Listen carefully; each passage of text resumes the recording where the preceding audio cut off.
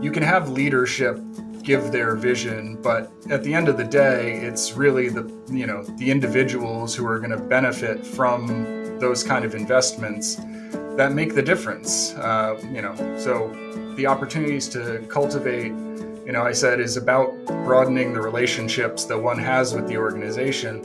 And that might not just be the paid individuals who are there, putting out the vision, creating the path forward.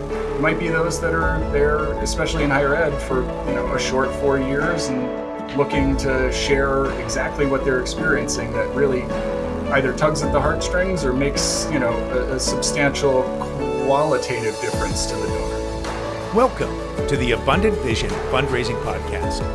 Whether you are a seasoned professional or a first-time fundraiser, we have the advice you need to take your next step toward major gift mastery. I'm your host, Tom Daubert, President of Abundant Vision Philanthropic Consulting. Tell me a good cultivation story, something you learned along the way in terms of building a relationship with a potential donor. Okay. So I think the building of the relationships piece, that's where specifically those partnerships on campus or with the organization, with the thought leaders, that's where it really comes into play in a big way. I always like to describe, these steps along the fundraising process, as a sandwich, because, the outside, the qualification, and, the solicitation, those are the thin pieces of bread. They take very little time. But what you want is that meat in the center. You want that, the good stuff that, makes up a great sandwich. And, I've found that leaning on the experts really can help that to move forward.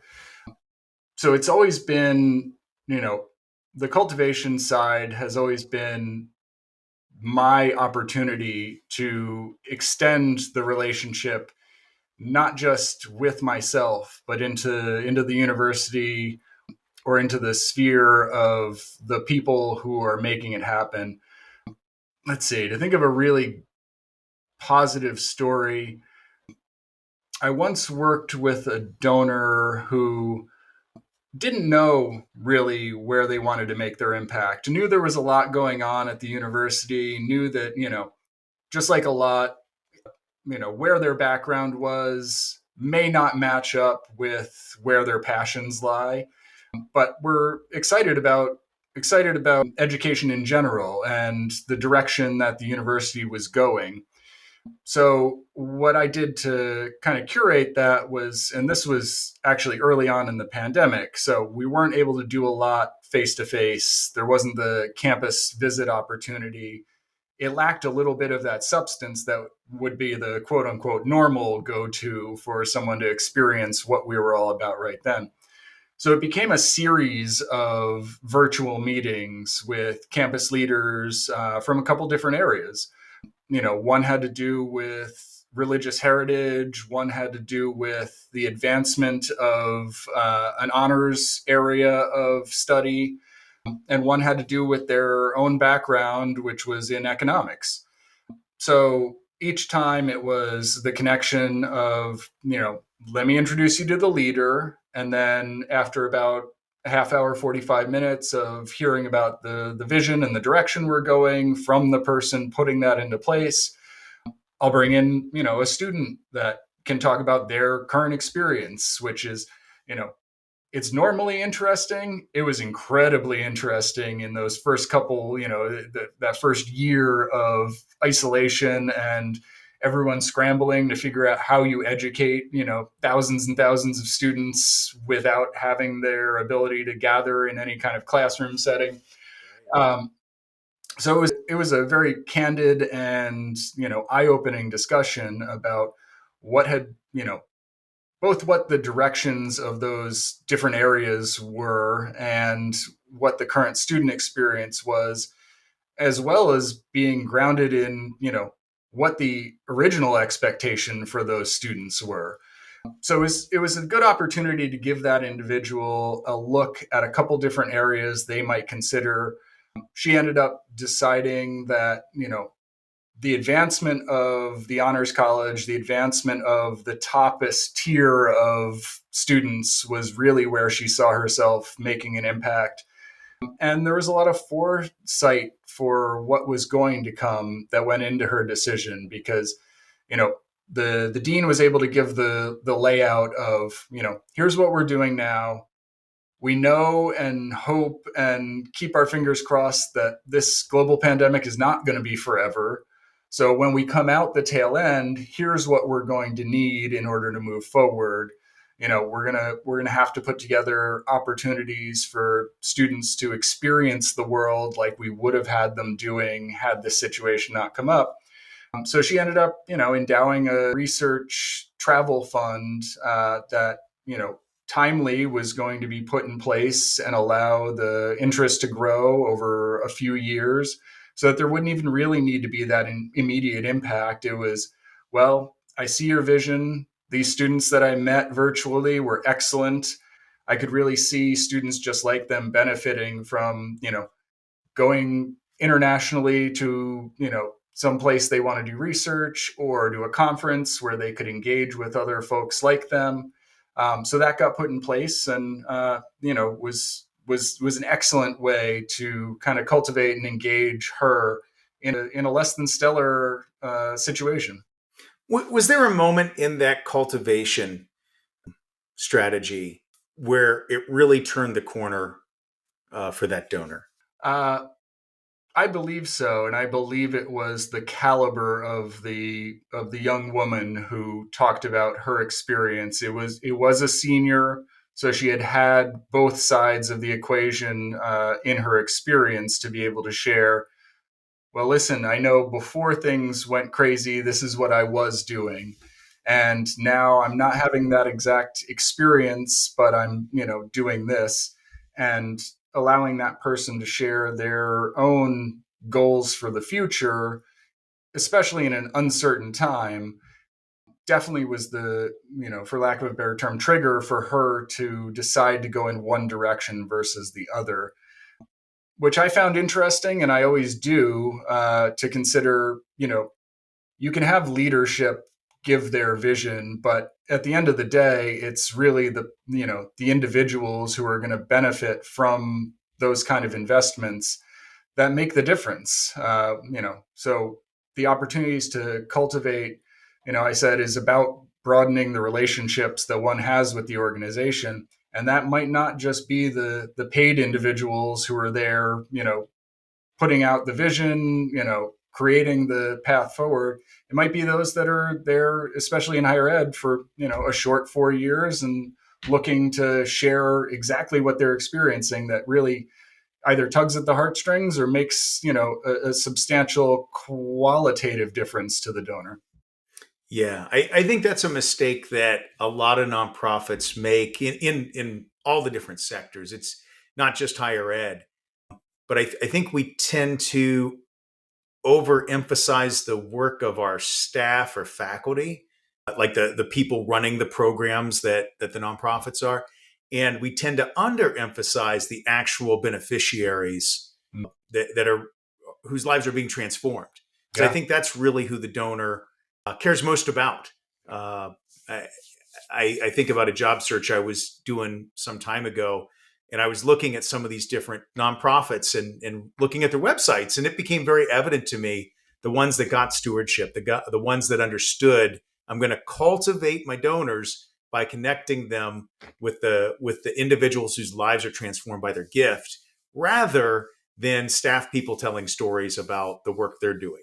Not Yeah. that the staff people stories weren't helpful and important for credibility's sake in some cases, but ultimately it's that student, it's that person that makes a difference. That's a great story, Max. Tell me about your best solicitation story. So, perfect segue because it's going to go in the polar opposite direction of what we were just talking about because it was, the involvement of a leader. I love this story because it caught me completely by surprise. I had anticipated that this couple, these donors, were going to make a gift. was willing to put the dean in the position of being the one to ask for the gift, which he was willing to do and share his vision and the direction that the school was going. But I hadn't anticipated how well they would hit it off and what would become of the solicitation. So, we had a prep meeting. I explained, what I knew about the individuals, what I thought they were interested in, their background. They were a sweetheart couple who met at the school. They had a little bit of a non-traditional experience due to family issues. But, in general, it was about sharing his vision for where the school was going, asking for support for one of his primary objectives, which was more access and affordability for students, which was going to resonate with them because the experience while they were students hinged a lot on being able to stay in school because of the assistance financially of others. So we went down to their place and they had us for lunch. We sat around the, a little dining room table, chatted about the direction that the school was going, all those bullet points that I had laid out. But they really connected about tennis and about, the experience of having spent time, living in Canada. They just hit it off on a number of different areas that had nothing to do with anything that was going on. Even though, like I said, we checked all the boxes, all the things we wanted to talk about with them got done. But it was the interpersonal relationship that they felt trust build between themselves and this individual they had only just met, just organically. The charisma was there between them. They wanted to see him again, as soon as possible. It was one of those situations where everyone just got along really well. And so the dean did what I asked him to do. He asked them for $100,000. They immediately said, yes, we can do that. That's kind of what we were planning for. We thanked them. We finished lunch. He and I left, drove back to campus. Not an hour after we got back to campus, so approximately 2.5 hours later, my cell phone rang and it was the donor. And he was like, Max, that was excellent. Really great guy. I appreciate you introducing us. Let me ask you, we committed to the 100,000, but what would it take to, like I said earlier, what would the impact be to, or what would it take on our side financially to impact, maybe 3 or 4 students?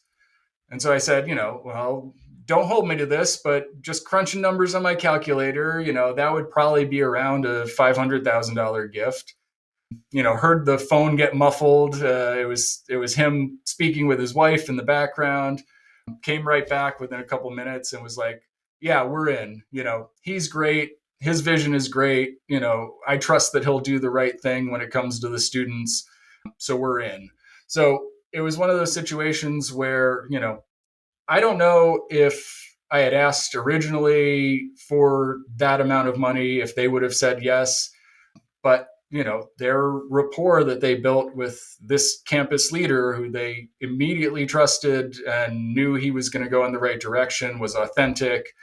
That made them up their gift 5-fold. And so that I love that story because, sometimes it's not the exact details that you're putting in front of someone. Sometimes it's that relationship building that you can't really plan for. It just, shared areas of interest, shared experiences, and being authentic with people really, it'll take you far.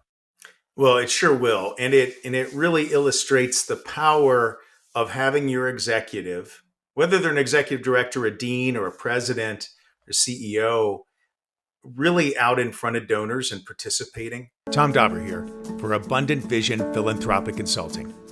Fundraising can be hard work, and it can be hard to mentally get into the place you need to be in order to see new opportunities.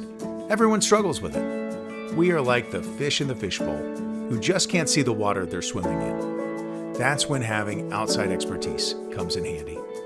For 25 years, I've been helping nonprofits analyze their challenges, discover new ways forward, and develop clear plans that lead to greater fundraising revenues. Now I am available to help your organization develop the abundant vision it needs to inspire new levels of philanthropy at your nonprofit as well. Check out abundantvision.net to start your journey toward greater fundraising success today. Now, back to the show. One of the best fundraising veterinary schools in the country, they got all the deans together with their development officers, and they were talking about his experience and how it all played out. And he really caused kind of a kerfuffle amongst the deans in the room with him when he shared that he gives 1 day a week to fundraising. Most executives of nonprofits can't imagine giving that much time. Yeah. But, there's a reason. There's a reason why this individual is so successful amongst his peers as a fundraiser. It's because he gives time to it. And really, the top donors, many of them are CEOs, right? They're business leaders. And CEOs like to talk to CEOs. Yep. They can talk to you and I, and we can probably close a gift, but there's no substitute for a leader talking with a leader. And as far as credibility of casting vision, Yeah. when it comes from the CEO, just nothing beats that. That's a great story, Max. And I think when it comes to that leadership mentality of the value of fundraising as well, we talked about training a little bit.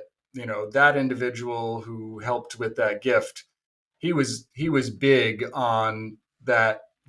The folks that he oversaw, the dean, the assistant deans, associate deans, even the faculty chairs should be in a position to be knowledgeable about the fundraising process. So he was a big proponent of the foundation members, the major gift officers, running trainings for the campus partners to share, this isn't this big scary thing that you think it is. And I'm not going to put you in a position to, to have to make the ask if you're not comfortable with that. Here is what I'm going to do. I'm going to lean on you to have the depth of what is needed to share in the conversation about exactly what you're most comfortable with, whether it's your research, whether it's what your faculty are working on, whether it's, the impacts that you're having just in general. That's going to be your role, and I'm going to be here to support you on the way. And this dean was 1,000% in support of those kind of initiatives that allowed our campus partners to understand the role they played in the overall success of the fundraising machine. That's wonderful. Well, we're going to wrap it up with this last question here. Tell me your best stewardship story. All right.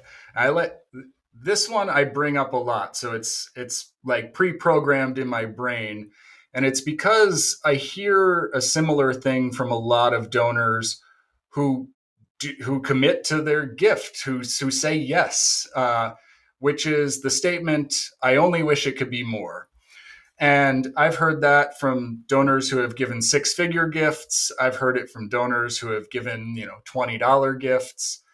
And so the stewardship story that I go to whenever someone says that is about, like I said, assumptions are the worst, and that goes on both sides. So assuming that the gift that you just made is not enough or is in some way less than what would make a significant impact, is really hogwash. And here's a story where that was the case. This was when I was doing leadership annual giving. So the main solicitation I made for that were $1,000 scholarship gifts. Just a little dent in the overall annual cost for a student to go to this school, but significant enough that someone who said I only wish it could be more got to find out directly from the student exactly what it allowed to happen. And in that story, I had set up a lunch, the opportunity for someone who couldn't make it to the big fundraising scholarship dinner to meet one-on-one with myself and the student that they had helped fund in the previous year. And the student shared the story that I think he was going into his junior year, had just completed sophomore year, and in his sophomore year was looking into internship opportunities. And he shared that, in that sophomore year, he was working multiple jobs. His family didn't really have the means to pay for his college education. So everything he had, he really put towards, all right, can I make next year's tuition? How am I going to put that together? While also having to be concerned about building a resume for the career that followed. So he was working multiple jobs, busboy, those sorts of things, while also pursuing his area of interest was accounting. And so he had put through an internship application for some major accounting firm, got an interview, got a second interview, and I think was on to what would be a third interview, some extreme level of commitment to having to get screened, and did not end up getting the internship. And luckily, he was able to get feedback from the person who was doing the screenings to say, listen, it came down to you and one other student. And the leg up was not grades. It was that other student had some level of experience out there in the world doing this kind of work. His competition had worked for the family's, accounting person or something along those lines, had a little smidge that nudged him in the right direction. And so he was able to tell that donor, but now I'm going into my junior year, I just actually secured that same internship opportunity because that $1,000, as I looked at my own financial picture, I was able to determine I now only need two part-time jobs. And I took them at their word, and I started volunteering at a accounting firm in my hometown last summer, got a little bit of experience, and I didn't have the same level of competition, I don't think, but I got that internship, and now that's what I'm doing this upcoming summer. So, thank you for that level of support that just nudged me over that finish line and allowed me to get that thing I was so dead set on pursuing and knew I had to do. So, the donor, as we walked away, parted ways with the student and we're heading back to his car.